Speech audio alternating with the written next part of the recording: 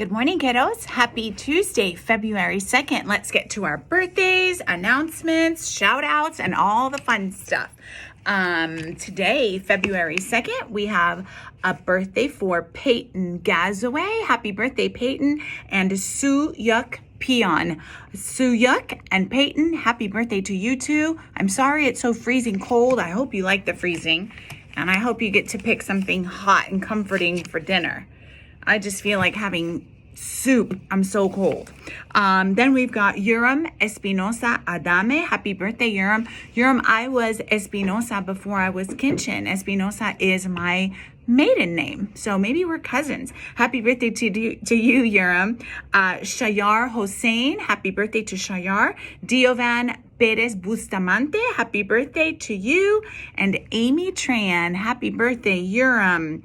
Shayar, Diovan, and Amy. I hope you have a super good day. And then finally, we've got one more, Selena Zhu. Happy birthday to you, Selena. I hope you guys have a wonderful day. We have one staff birthday in our connections department, Miss Tiffany White, who teaches computer science. Happy birthday to you, Miss White. I hope that you don't have to cook dinner for yourself, and that you get to pick whatever you want and someone brings it to you. Okay, guys, let's do a couple of shout outs. The shout outs that I have today are mine for a couple of observations that I made yesterday as I was popping in and out of classes. Shout out to Mr. Force and his classes. I think I was in his first academic when I saw almost every camera on. Thank you, Mr. Force, and thank you to Mr. Force's kiddos for turning on those cameras. There is nothing like connecting with you guys face to face when we see you.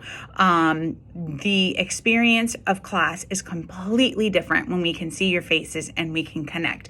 Thank you, Mr. Force, and thank you, Mr. Force's kiddos.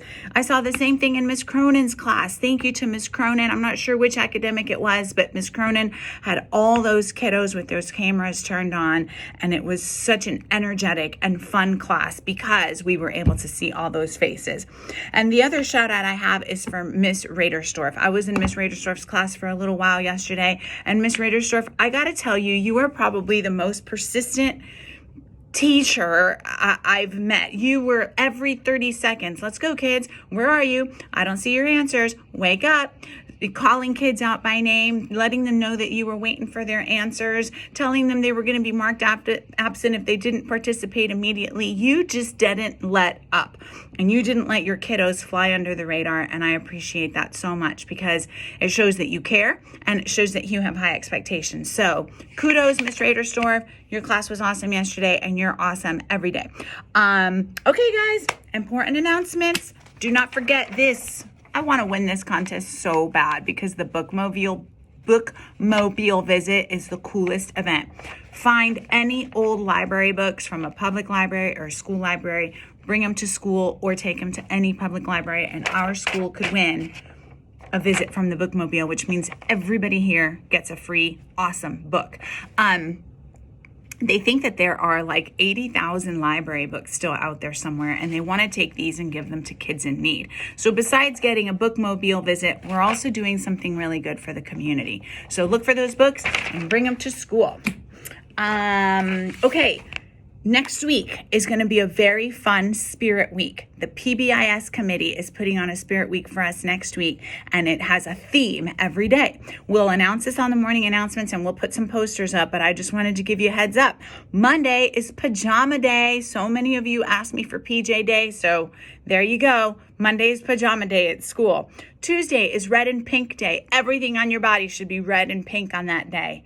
Wednesday is Hat Day. That should be a lot of fun, and I know that a lot of our teachers will want to rep maybe their teams or their colleges with their hats. And then Thursday is Purple Day. Purple from head to toe. Let's represent Duluth Middle School with our purple. So that's next week. You'll hear a lot more about that on the announcements. And now let's do a little bit of Black History Month fun facts and a little bit of reading. Today, Tuesday, February 2nd, our fun fact is that Xavier University, a historically Black college in Louisiana, has one of the highest success rates in the country for getting their graduates into medical school. So young high school graduates, 18-year-old graduates who go to Xavier University in Louisiana.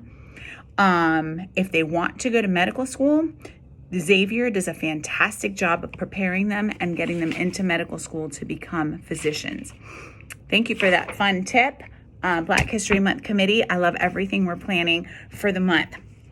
Now let's take a look at this little book about Rosa Parks. I'm going to see if we can get through all of it today. I think we can.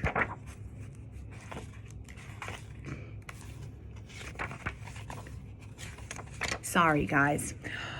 Rosa Parks was born in 1913 and died in 2005.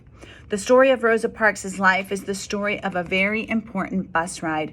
She became a symbol in the 1950s as the person who was responsible for the Montgomery bus boycott.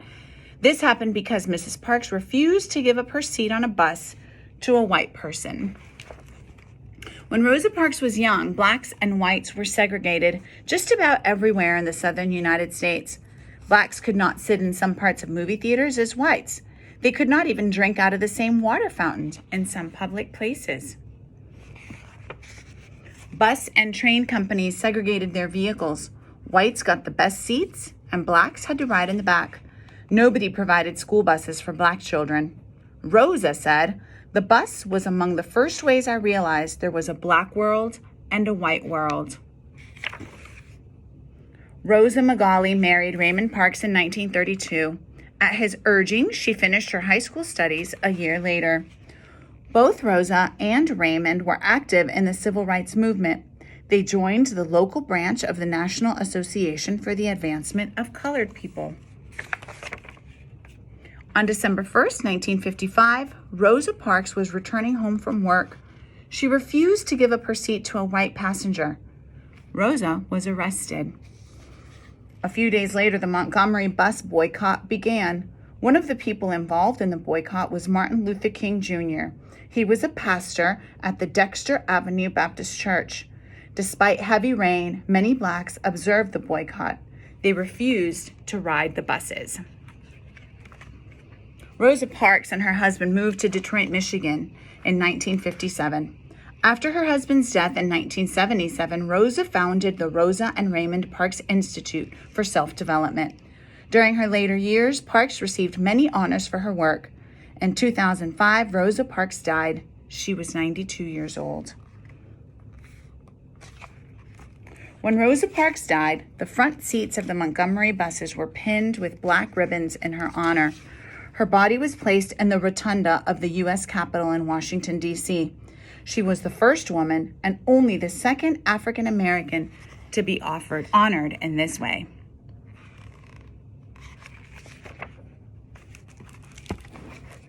Very important person in history, and very, very instrumental in moving things along in the civil rights movement.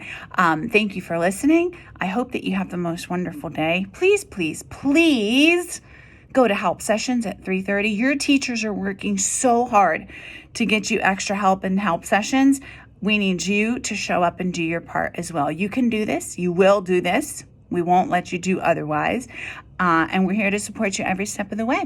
Thank you for your persistence. Love you. See you in the hallways and in your classrooms. Bye.